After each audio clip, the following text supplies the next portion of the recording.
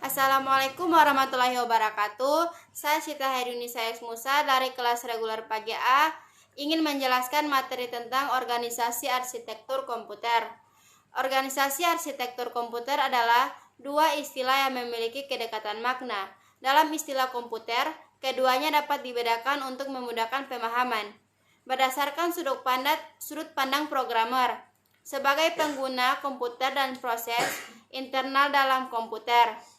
Organisasi komputer berkaitan dengan ciri yang ditunjukkan oleh komponen-komponen yang ada di dalamnya dan proses yang terjadi antara komponen.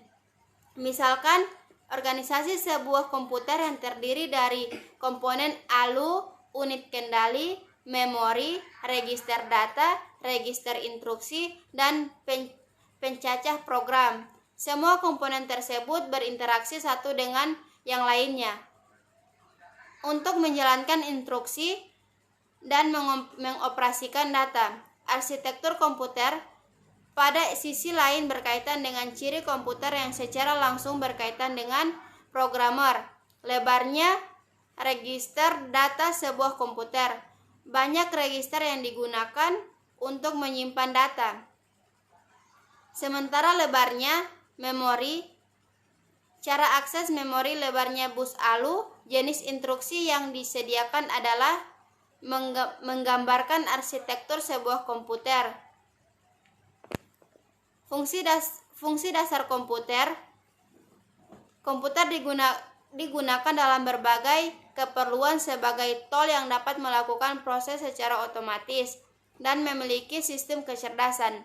Dalam pengertian yang lebih luas, komputer bergerak, smartphone, dan modul Internet of Things atau IoT yang diimplementasikan sebagai satuan-satuan prosesor kecil dengan sistem operasi sederhana. Semua menggunakan komputer sebagai alat untuk memproses data.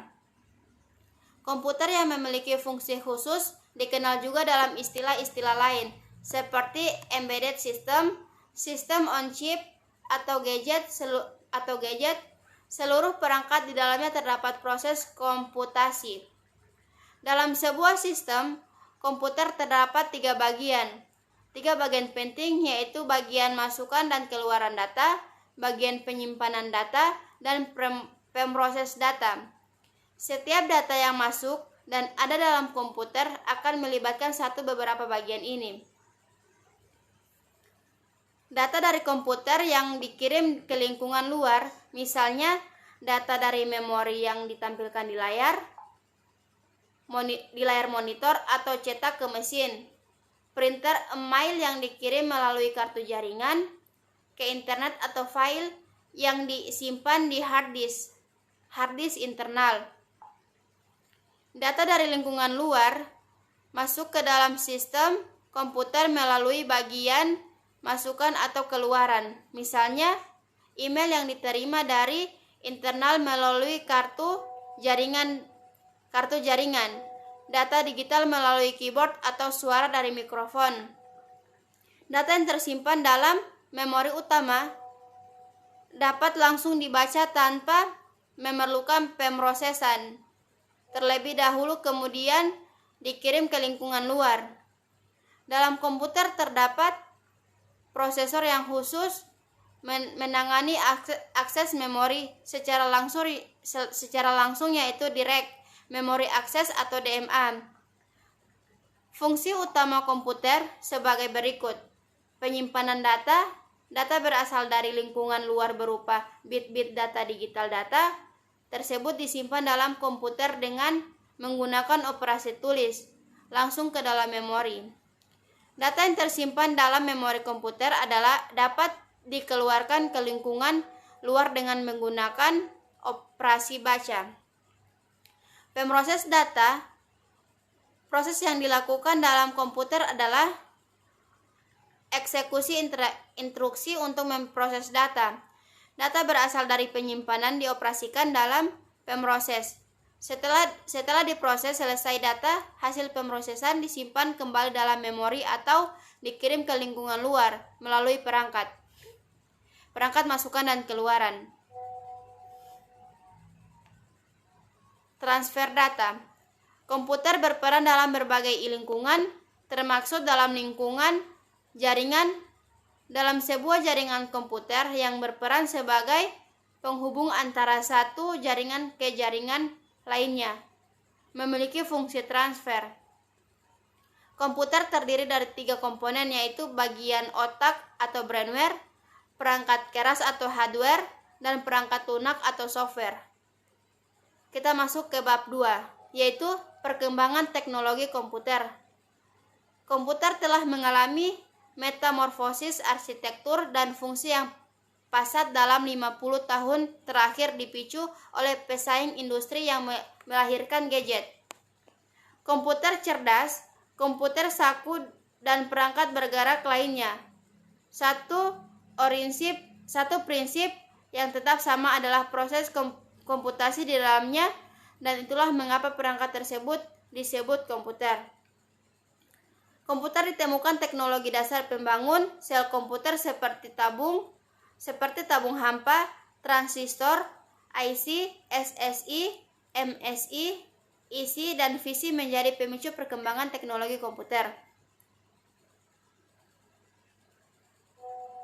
Komputer sederhana, yaitu komputer pada mulanya adalah alat yang sederhana. Berawal dari alat sederhana ini, komputer modern dikembangkan. Terdapat segmentasi perkembangan dilihat dari komponen dasar. Komponen dasar pembangunan. Jauh dari sebelum kita mengenal komputer digital, seorang profesor matematika dari Universitas Cambridge tahun 1827 sampai 1839, Charles Babbage pada tahun 1791 sampai 1871 merancang suatu mesin yang dikenal dengan Direct Again. Yang dibuat ini masih sangat sederhana dengan menggunakan bahan-bahan mekanik. Peralihan generasi komputer tabung hampa.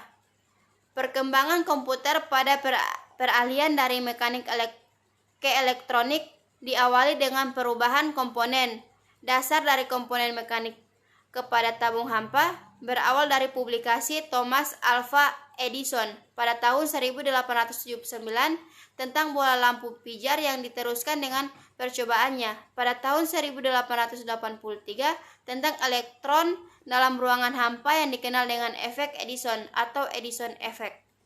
Awal generasi komputer ditandai dengan kemampuan komputer untuk menyimpan program dalam memori. Sebelumnya, baik komputer mekanik maupun elektrik tidak menyimpan program dalam memori komputer.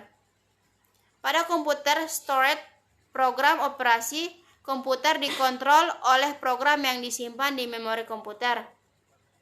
Program dibuat dengan menggunakan bahasa mesin yang terdiri dari bilangan biner 0 dan 1. ENIAC dirancang oleh Dr. Andrews J. Presper Acter dan Dr. John W. Mauchi dari Moore School Universitas Pennsylvania pada tahun 1943 sampai 1945. Secara fisik, ENIAC adalah komputer raksasa dengan berat 30 ton. Komponen utama ENIAC terdiri dari beberapa rangkaian dasar, yaitu akumulator, inisiator, pemrogram utama, master programmer, pengalih atau multiplier, pembagi atau pencari akar, pangkat divider atau square root, gerbang atau gate, before, pencetak atau printer, unit sinkronisasi atau clean unit, tabel fungsi. EDVAC adalah yaitu Eckert dan Mauchly secara resmi mempublikasikan pada tahun 1947. EDVAC dirancang sebagai komputer serbaguna, dapat digunakan untuk berbagai tujuan, yaitu multipurpose komputer. Komputer ini dirancang untuk memenuhi kebutuhan pada laboratorium riset balistik milik Departemen Pertahanan Amerika Serikat. Perhitungan EDVAC adalah kepentingan perang. Komputer transistor. Penemuan berikutnya adalah transistor sebagai komponen dasar pembangunan komputer. Transistor adalah semikonduktor yang berfungsi sebagai penguat switch, modulasi sinyal, dan lain-lain. Transistor secara resmi dibuat pada tahun 1947 oleh William Shockley, John Barden, dan Walter Brattain dari Bell Telephone Laboratories. Penemuan transistor merupakan awal teknologi komputer generasi kedua sebagai pengganti tabung hampa. Ukurannya yang lebih kecil memungkinkan komputer generasi kedua dibuat dengan ukuran yang lebih kecil dibandingkan dengan komputer generasi pertama. Komputer Integrated Circuit, yaitu IC. Perkembangan selanjutnya adalah integrasi rangkaian dalam bentuk yang sangat mampat dengan ukuran yang lebih kecil, yaitu Integrated Circuits atau IC. Jack S. Kilby, seorang karyawan Texas Instruments yang pertama kali memiliki ide untuk menyatukan seluruh komponen dalam satu blok semikonduktor.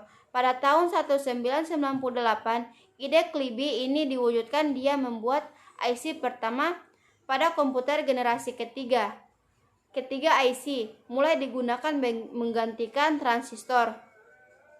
Beberapa komputer yang mewakili generasi ini adalah IBM S-360, DG atau DG Nova, General Corp Nova, komputer Very Scale Integration atau VLSI. Komputer generasi keempat merupakan pengembangan dari teknologi dasar IC menjadi lebih kompak lagi. LSI dan VLSI adalah teknologi pemampatan komponen elektronik dalam satu chip atau IC. Beberapa komputer yang mewakili generasi ini adalah IBM S-370, komputer mikro yang komputer pribadi. Komputer cerdas adalah kecepatan tinggi. Faktor kecerdasan menjadi isu yang penting pada perkembangan teknologi komputer saat ini. Komputer yang cerdas adalah komputer yang dapat melakukan berbagai proses komputasi tanpa harus diinisiasi atau dipicu oleh pengguna sendiri. Sistem cerdas ini berinteraksi dengan lingkungan menggunakan sensor-sensor yang aktuator. Baik, kita masuk ke materi selanjutnya, yaitu materi bab 3 yang membahas tentang representasi data. Representasi adalah lambang untuk memberikan tanda bilangan biner yang diperjanjikannya, yakni 0 untuk bilangan positif dan 1 untuk bilangan negatif. Pada bilangan n bit, jika susunannya dilengkapi dengan bit tanda, maka diperlakukan register dengan panjang n tambah 1 bit. Organisasi data komputer bekerja dengan ukuran data tertentu seperti bit, nibble, bit word, dan double word. Bit yaitu satuan bilangan biner yang paling sederhana, terdiri dari dua bilangan 0 dan 1. Nibble adalah satu grup bilangan yang terdiri dari 4 bit dengan memiliki 4 bit yang berbeda. Maka nibble dapat mempresentasikan 16 kondisi yang berbeda dari mulai representasi 0, 0, 0, 0 sampai dengan 1, 1, 1, 1. Bit adalah satu grup bilangan yang terdiri dari 8 bit atau 2 nibble. Satuan ini sering digunakan oleh sistem komputer sebagai satuan data. Bit terdiri dari 8 bit sehingga dapat mempresentasikan sejumlah 2/8 sama dengan 256 nilai yang berbeda. Banyak data yang disimpan dalam jumlah 8 bit. Salah satunya adalah karakter seperti huruf, yaitu huruf A yang dipresentasikan sebagai bit 0, 1, 0, 0, 0, 0, 0, 1. Di samping itu, standar satuan lebar memori adalah 1 bit. Word dan double word, yaitu word adalah satu grup bilangan yang terdiri dari 16 bit atau 2 bit atau 4 nibble dengan panjang 16 bit. Satu word dapat mempresentasikan sebanyak 2/16 sama dengan 65.536 nilai yang berbeda. Sedangkan double word adalah satuan dengan panjang 32 bit atau dua kali satuan word dengan panjang 32 bit. Double word dapat mempresentasikan yaitu 2 pangkat 32 yang dia mendapatkan hasilnya 4.294 nilai yang berbeda. Basis bilangan, kita masuk ke basis bilangan, yaitu basis bilangan desimal atau denari adalah bilangan paling populer karena digunakan dalam perhitungan sehari-hari. Terdapat 10 simbol bilangan yang digunakan sebagai lambang dalam sistem bilangan desimal, yaitu memiliki angka 0, 1, 2, 3, 4, 5, 6, 7, 8, 9. Bilangan biner atau binari adalah bilangan yang lebih sederhana, hanya memiliki dua simbol bilangan, yaitu angka 0 dan 1.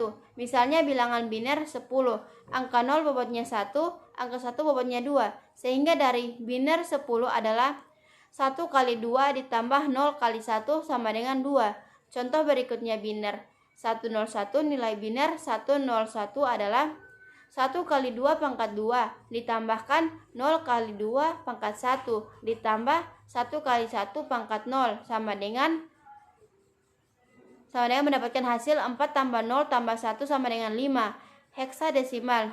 Kita masuk ke bilangan heksadesimal, yaitu adalah bilangan berbasis 16 yang memiliki 16 simbol bilangan yang berbeda-beda, yaitu 0, 1, 2, 3, 4, 5, 6, 7, 8, 9, yaitu 0, 1 sampai 9 ditambah dengan huruf A, B, C, D, E, F. Bilangan, kita masuk ke bilangan oktal, yaitu adalah bilangan basis 8 yang memiliki 8 buah simbol, yaitu 0, 1 sampai 7. Contoh bilangan biner 1011 dikelompokkan per 3 bit menjadi 00, 1011. Berikutnya ditransformasi ke dalam bilangan oktal menjadi 13. Kita masuki yaitu overflow, yaitu operasi dalam sistem digital biasanya menggunakan jumlah digit yang tetap. Kelebihan jumlah digit disebut dengan istilah overflow. Contohnya, hitunglah 1011 ditambahkan 0111 sama dengan 100010. Kita masuk ke bilangan biner. Bilangan biner bertanda, yaitu bilangan sing atau magnitude. Bilangan bertanda dengan menggunakan tanda bilangan secara intuitif lebih cocok untuk menunjukkan bilangan positif dan negatif, karena pada umumnya tanda positif dan negatif ditunjukkan oleh satu tanda, yaitu plus untuk positif dan min untuk negatif. Contohnya, tulis angka 6 dan minus 6 sebagai bilangan 4 bit bertanda. Solusinya, sebagai kedua bilangan memiliki nilai magnitude 6 sama dengan 110, jadi positif 6 sama dengan 0110 dan minus 6 1110. Bilangan komplement 2 atau 2 komplement dalam representasi bilangan ini, angka 0 dituliskan dengan bilangan 0, semua baik positif maupun negatif. Proses untuk mendapatkan bilangan 2 komplement ada 2 tahap, yaitu bilangan dibalikan seluruh bitnya, misalnya 011 menjadi 100, ditambah 1 misalnya 100 ditambah 1 menjadi sama dengan 101. Kita masuki representasi data teks, yaitu merupakan pemetaan antara lambang atau simbol karakter dengan nilai bilangan tertentu atau integer. Terdapat 2 pengkodean teks yang saat ini banyak digunakan, yaitu pengkodean ASCII atau Unicode.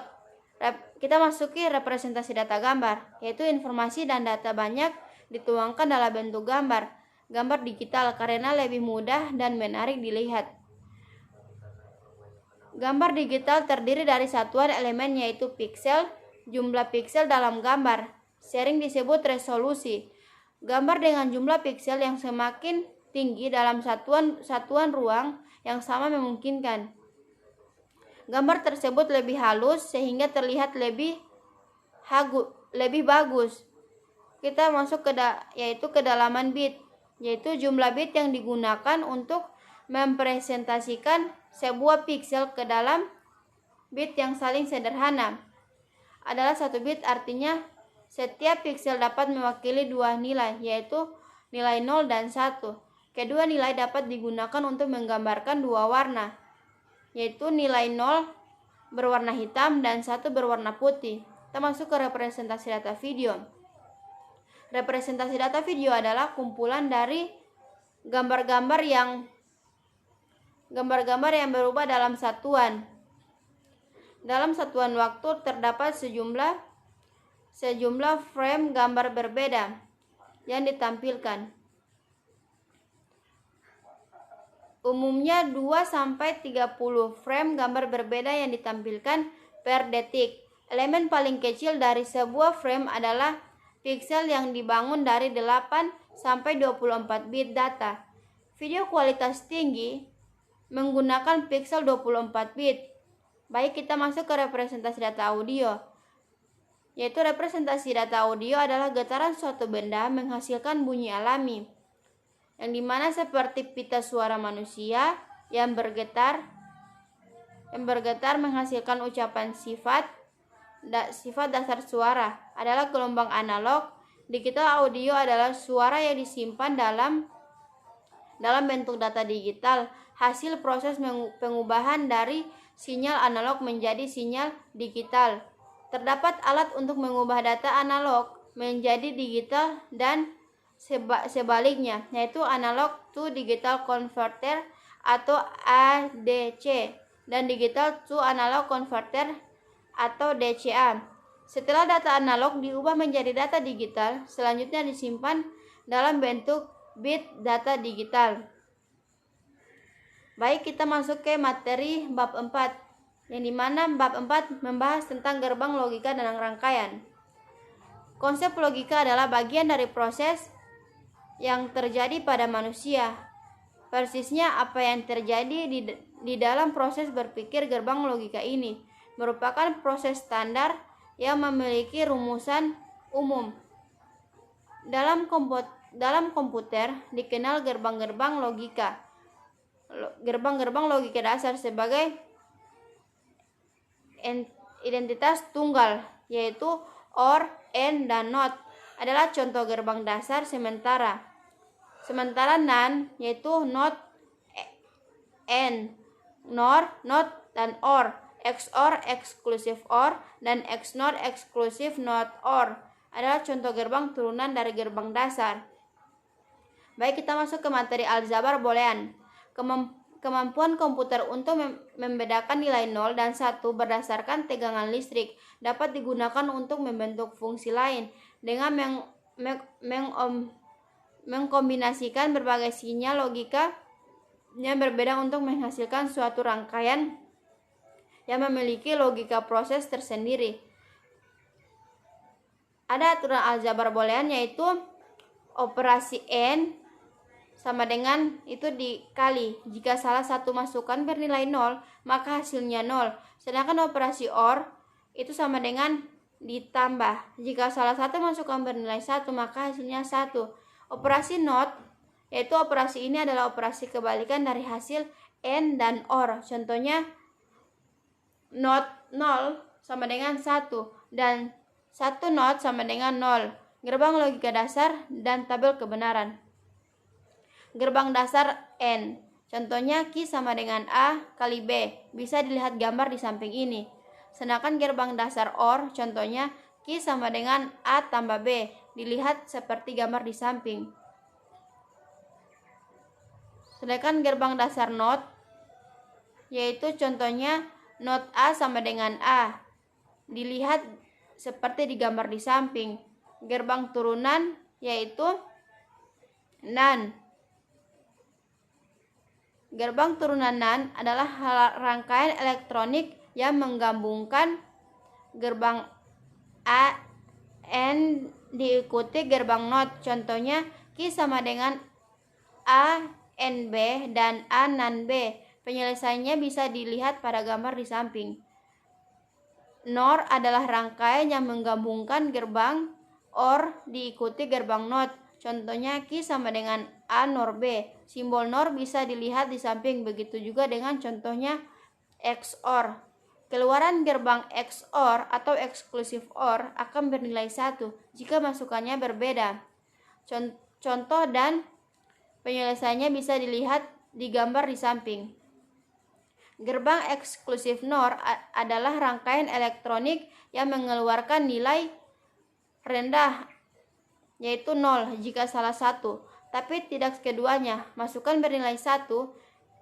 Gerbang XNOR merupakan kebalikan dari XOR. Nilai keluarannya akan sama dengan 1 jika nilai masukannya sama. Rangkaian kombinasional yaitu rangkaian gabungan dari beberapa gerbang dasar. Contoh rangkaian kombinasional dengan 2 masukan yaitu rangkaian di atas merupakan kombinasi antara gerbang NOT dan dengan N dengan 2 buah masukan dan 1 keluaran. Fungsi keluaran key dapat dinyatakan sebagai F AB sama dengan key sama dengan A N NOT B. Proses yang dilakukan pertama kali adalah NOT B, kemudian hasilnya di N-kan dengan A. Keluaran dihasilkan ditentukan oleh kombinasi A dan B. Baik, terima kasih atas kesempatannya. Saya telah menjelaskan materi tentang organisasi arsitektur komputer dari bab 1 sampai bab 4. Wabillahi taufiq wal hidayah. Wassalamualaikum warahmatullahi wabarakatuh.